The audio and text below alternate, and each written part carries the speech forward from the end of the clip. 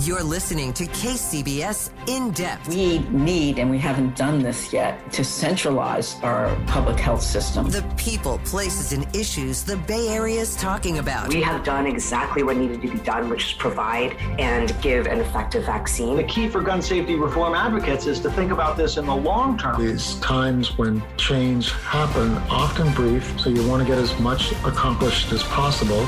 This is KCBS In Depth. On the morning of November 8th, 2018, a PG&E transmission tower blew apart in a windstorm, igniting a vegetation fire that only a few short hours later engulfed the town of Paradise. Basically, I watched my house in the rearview mirror burning up. And forced thousands of residents to flee for their lives. I thought I was going to die on the road. I had flames on my windshield. It's just too hard for me to even think about it. Welcome to KCBS In Depth. I'm Keith Menconi, and on today's program, we're going to revisit the Camp Fire, still the most destructive and deadliest wildfire in state history, through the reporting of Lizzie Johnson. She's an enterprise reporter for The Washington Post who spent the past several years piecing together the stories of that devastating day and has written about what she's turned up in her new book, Paradise, One Town Struggle to Survive an American Wildfire. She joins us now to discuss the book and what lessons this wildfire disaster still holds as California faces one destructive fire season after another. Lizzie Johnson, welcome to KCBS In Depth. Thanks for having me.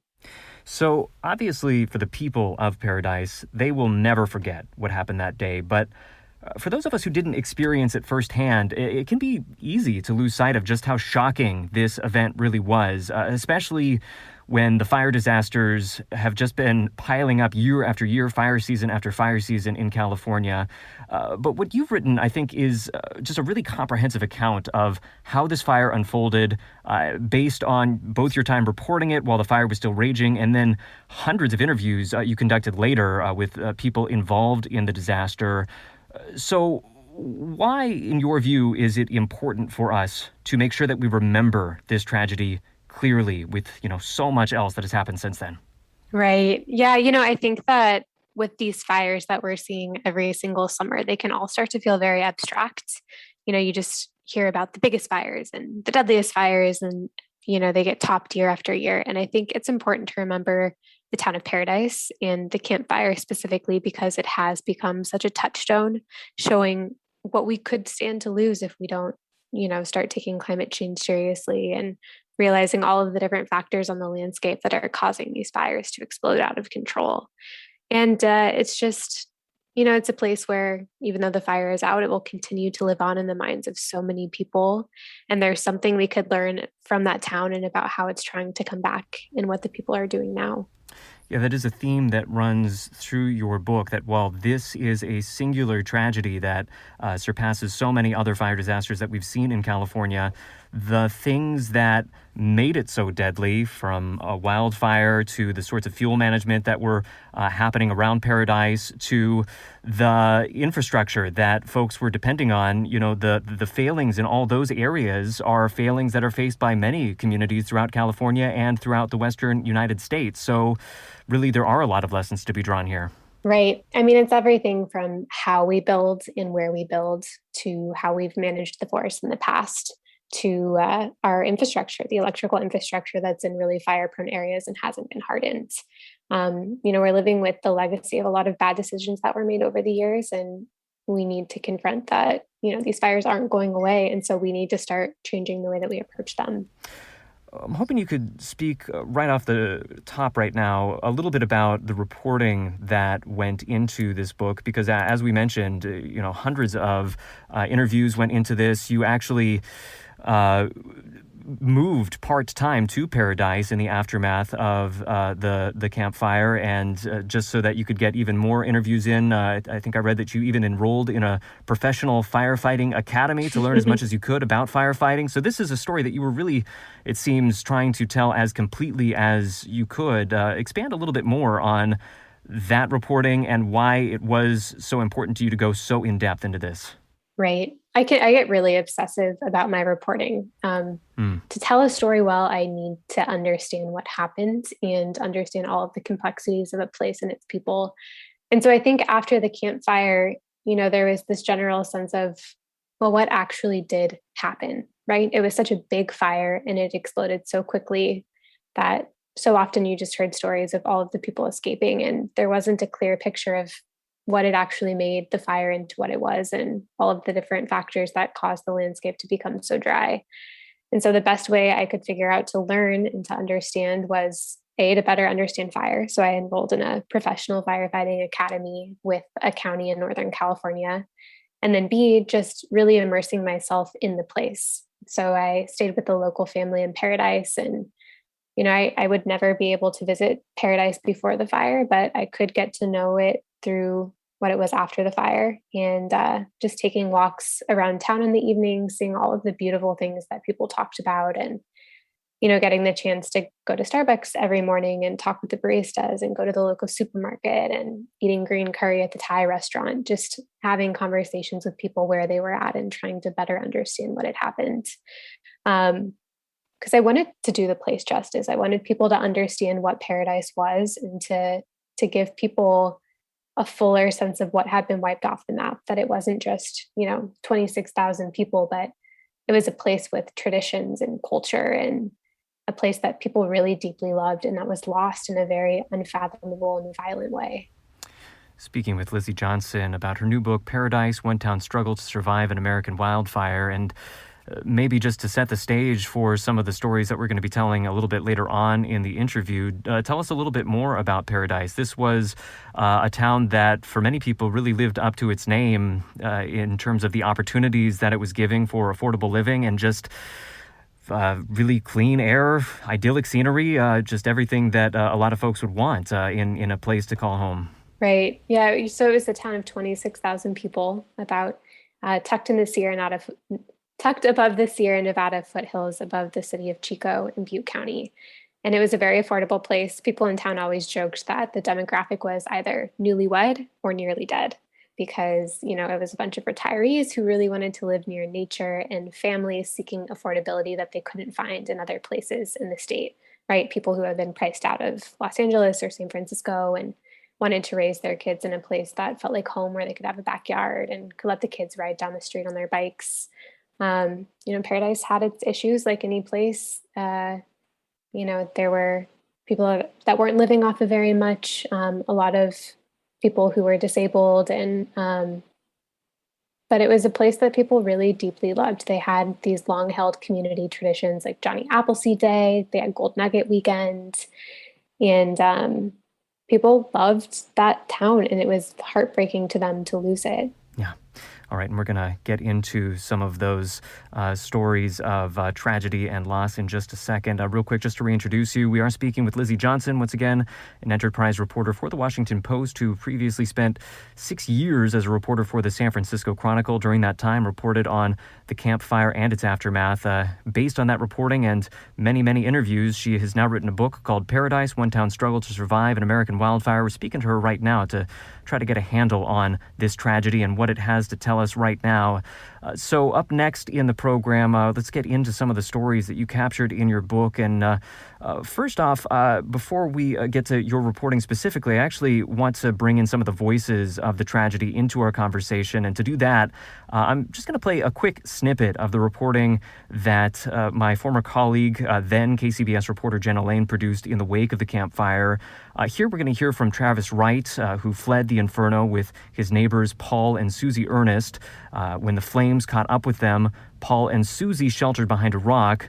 Travis, though, was separated and managed to find relative safety as the flames roared past him and the rest. Here Jenna recounts what Travis found as he surveyed the aftermath of the conflagration. He stood on the bald, blackened bluff and took a 360-degree video. It is almost entirely black at 11 o'clock in the morning, and at the end, behind the shadow of a boulder, are the silhouettes of Paul and Susie. They were kind of quiet. There was no more screaming, so I was like, oh no. He stopped recording, afraid of what he would find, but they were alive. I knew he was bad because when I tried to help him up, I grabbed his hand, and his skin did slide off, so I was like, oh geez, buddy. you're not good. And I could see Susie was pretty bad too, because I could see her feet and they were all black. And it's like, I wondered where her shoes were. Her shoes had melted off. Above Paul's leather boots, his shin bones were showing. To get help, Travis had to leave them. He hopped onto his quad, which had not burned, and started back up the hill. Despite their injuries, the couple survived the day, and ultimately Susie managed to recover. Paul, though, succumbed to illness related to his burns after a 9-month battle. Now, I play that tape not to be gratuitous, but just to highlight the fact that for those who were caught up in this disaster, many of them faced an intensity of experience that very few of us will know within our own lifetimes. Just difficult for many of us to imagine. And that is the challenge that was presented to you, Lizzie Johnson, in taking up this book. And I think you captured a lot of that intensity really well in your reporting. Yeah, you think about the number of people in that town. Again, 26,000, and every single one of them has a story like that from that morning. You hear about people who were sitting on the skyway in their cars, and the fire was so hot that the tires started deflating or the paint started melting off of the side of their car. You hear about people who, didn't have a way out of town, and so they had to run and hopefully find someone who would take them out. I talk about in my book, there was a woman who had just had a baby, and she found herself in a car with a stranger, had gotten separated from her husband, and they had to make the decision that if the fire got close and it came down to it, he would take her baby and run. And I think for those of us that live so far away, it's really hard to fathom having to make those hard decisions on a day that should have been normal. It was a Thursday morning. No one expected this to happen. And, those memories of that day live on in these people's minds still. I don't know how you ever truly escape something like that. Absolutely. And sort of the weird contradiction that you also capture in this book is that on the one hand, this is an area that was primed to burn, and people knew it. There had been fires in the region in the decades prior, and fire preparedness was on the minds of many people.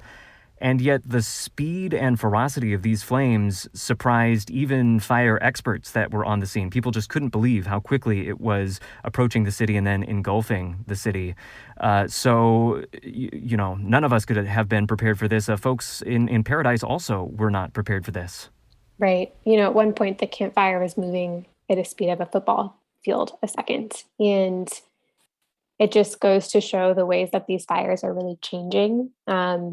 If you look at all of the big conflagrations we've seen over the past few years, they just top all of the state charts for biggest fires and most destructive fires, and are acting in ways that firefighters have never really seen before. A couple of years ago, we saw the car fire up near Reading, and that spawned a fire tornado. And I remember for months, people couldn't even wrap their heads around what had happened.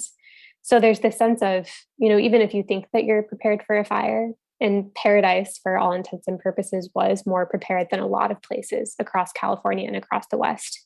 Even if you think you're prepared, you're prepared for the fires that you've seen in the past, and those aren't the fires that we're seeing now. Yeah, and talk a little bit about the weather conditions that pushed this fire forwards. Really strong winds, and that's what ultimately brought down the hook that was supporting the PG&E high voltage line that sparked the flame, and then it was the winds that really pushed the fire forward? Exactly. So that in this river canyon near Paradise, as you mentioned, there was a PG&E electrical tower. And the winds were blowing so hard that morning that it caused this threadbare hook that was holding up a very high voltage line to snap. And so that started the fire. And conditions were just unseasonably dry. The winds were really strong. There had been a red flag warning forecasted for that day.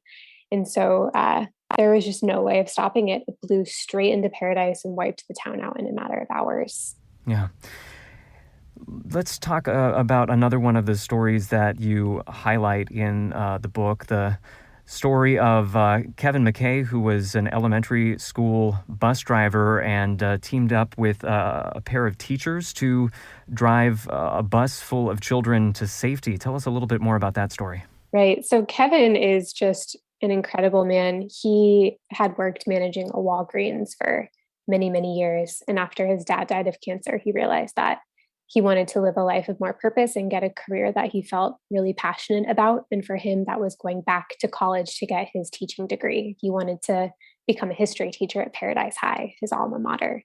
And so as part of that, he got a job driving a school bus part-time, which would allow him to make a little money while he was doing classes. And so when the campfire ignited, he found himself on this bus with 22 kids that he didn't know, and 2 teachers who he also didn't know, and they had to figure out how to get out of town. And so he told the teachers to make manifests in case the only thing getting pulled off of that school bus were bodies. And when the little kids started passing out from carbon monoxide and getting sleepy from having been on this hot bus in the smoke for so many hours, he literally took the shirt off his back and told the teachers to rip it up into tiny pieces so the children could breathe through masks. And just, again, like, imagine being in that situation where you went into work one day and found yourself tasked with something completely different altogether. And what they faced as they tried to escape was just lines and lines of cars moving very slowly out of the very few roads that led out of Paradise. I think a lot of people are familiar with the geography at this point and why it was so hard for people to get out of town. And so this was not a high-speed chase by any means. The horror of this was being stuck in one spot as the smoke and the flames were gaining strength around you. Right. And so many people that morning talk about how the worst feeling of it was feeling like they were trapped and that they were going to die and there was nothing they could do about it, right? Because like you mentioned, Paradise had very few evacuation routes. It was up on this ridge. And so traffic really bottlenecked and people were sitting in complete darkness because the smoke had blotted out the sun and just had to sit there and watch the fire come closer and closer, wondering if they were going to be able to make it out or not, whether they would survive or not. Speaking once again with Lizzie Johnson, a reporter for the Washington Post, also the author of the new book, Paradise, One Town's Struggle to Survive an American Wildfire. And there were so many stories of people really trying to find a way out, find the right thing to do as they face this unprecedented disaster. Let's talk a little bit about the response from the city council and the city leaders, because there again, the evacuation plan was in place, but they hadn't planned for a scenario where they would have to evacuate the entire town all at once. And so very quickly they were realizing that their plan was not up to the challenge of this moment. And there was just a lot of uncertainty for those folks, even as the city council building itself was facing destruction. Right. It was really a well-known problem that Paradise might catch on fire someday. In the firefighting community, they referred to it as the Paradise problem, right? What do you do if the town catches on fire? Because there are so few evacuation routes and the land was really, really flammable. It was bordered by 2 geological chimneys, these 2 big canyons. And so the town council had practiced doing an evacuation and had thought about what to do if a big fire were to come to town. But again, their big flaw was that they had planned for fires based on what they had seen in the past. And the campfire wasn't like anything that town or really the state had ever seen before. And so their plans quickly fell apart. And it was just a mass exodus as people all tried to leave at the same time. It wasn't that very orderly zone by zone approach that they had hoped would happen. All right. Got about 10 more minutes left in the program, so going to introduce you one last time. This, by the way, is KCBS In Depth, your weekly deep dive into the events and trends shaping life in the Bay Area and beyond. I'm Keith Menconi, speaking right now to Lizzie Johnson. She is an enterprise reporter for the Washington Post. Her new book is Paradise, One Town's Struggle to Survive an American Wildfire. And we're going through the many stories that unfolded that day and finding some disturbing parallels between the challenges that they faced and what led to that tragedy and what many communities are still facing today throughout California and the rest of the West. Let's get now to the role of PG&E in all this. We mentioned a little bit earlier the failed equipment that was ultimately found to be responsible for igniting the campfire. The PG&E pled guilty to a case, but I think many victims are not entirely satisfied with the penalties that they have faced. Where does accountability stand for that company at this point? Right. So PG&E was fined $3.5 million, was charged with 85 felonies, 84 counts of homicide, and 1 count of illegally starting a fire. And for a lot of people, that didn't feel like enough, particularly those whose family members died in the fire. Just awful, gruesome deaths that were totally preventable if PG&E had noticed that the hook was wearing down and replaced it. So again, there's that sense of, PG&E was held accountable. It was proven that they started the fire. But again, I think it's really hard for a lot of people to see that. And then, the next summer here of PG&E starting another fire. We saw this summer too, because, not far from where the campfire started is the ignition point of the Dixie fire. And from what PG&E has told the state regulatory agency, it seems like they were likely responsible for starting that fire as well.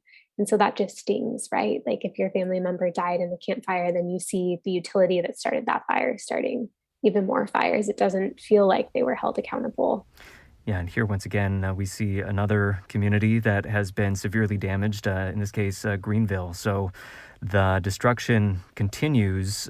What was the major deficiency on the part of PG&E? Does it just boil down to insufficient inspections of their equipment? The district attorney in Butte County explained it really well. He was like, PG&E has all of this equipment and they used a run to failure approach. And so that's not dissimilar to buying a used car and never changing the oil, never changing the tires, and just driving the car until it fell apart. There's a lot of parallels between that analogy and how PG&E has treated its equipment in the past.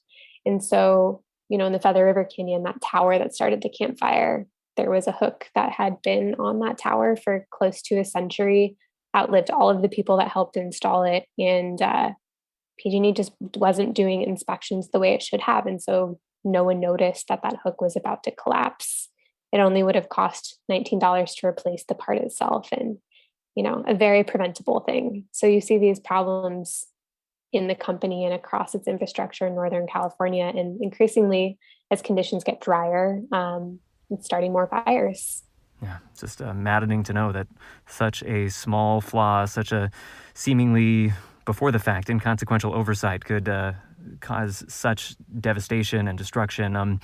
But of course, as we've been discussing the whole time, while PG&E bears a lot of the blame for this disaster, there are a whole lot of other factors that are coming together to make these wildfires more destructive. And you actually weave into the story that you tell some of the folk legends of the Concow tribe, which is a Native American tribe that existed in this part of California before it was settled by European settlers. And they have their own legends about fire and the destructive capacity of fires.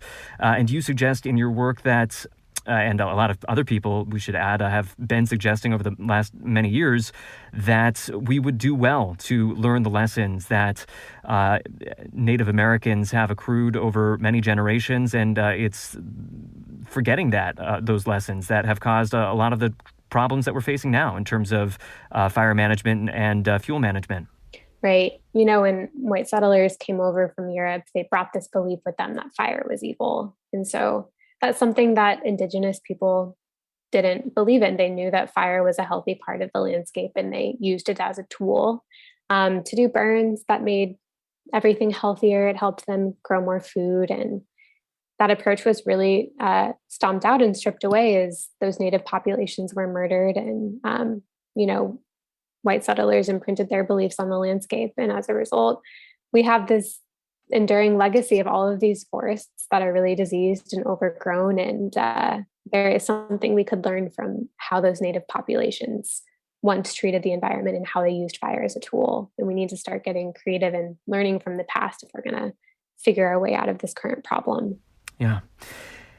Do you have the sense that some of these lessons are sinking in? I mean, just given how many of these disasters have occurred in recent years, and you also think about the smoke and how many people's lives that impacts, it really is just a vivid reminder of how much the world is changing and how bad these disasters can be. Do you have the sense that these lessons are hitting their mark?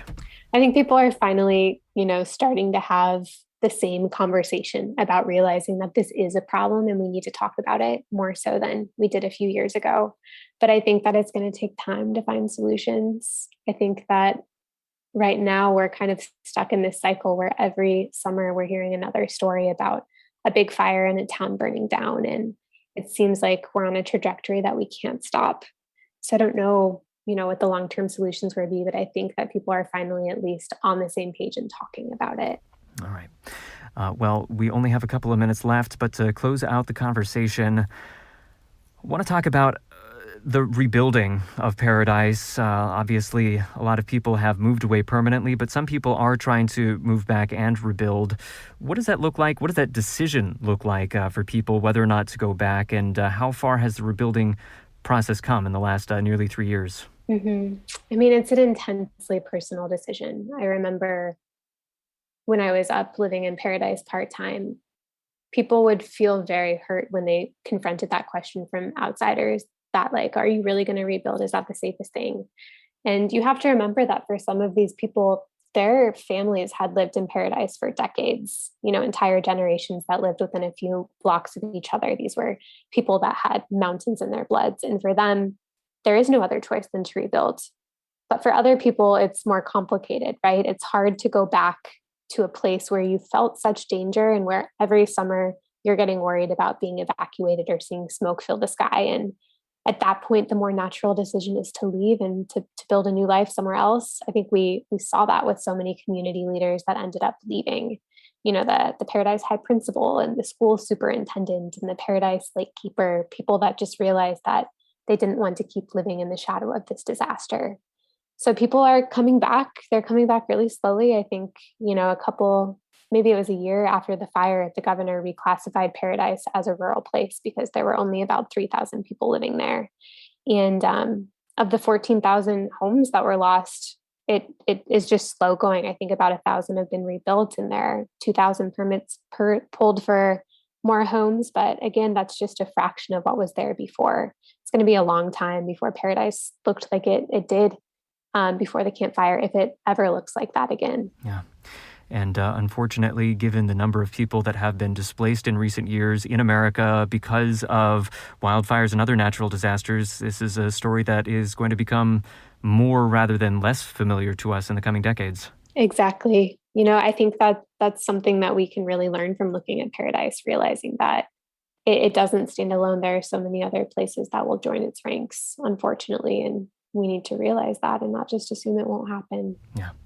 All right. Well, an important reminder to close things out on. We have been speaking one last time to Lizzie Johnson. She is an enterprise reporter for The Washington Post.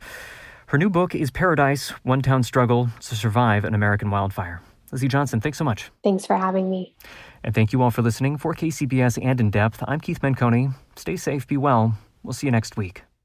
You've been listening to KCBS In Depth. Get every episode by subscribing on Apple Podcasts, Stitcher, and other podcast platforms. Visit kcbsradio.com for more news and interviews. We are the Bay Area's news station, KCBS.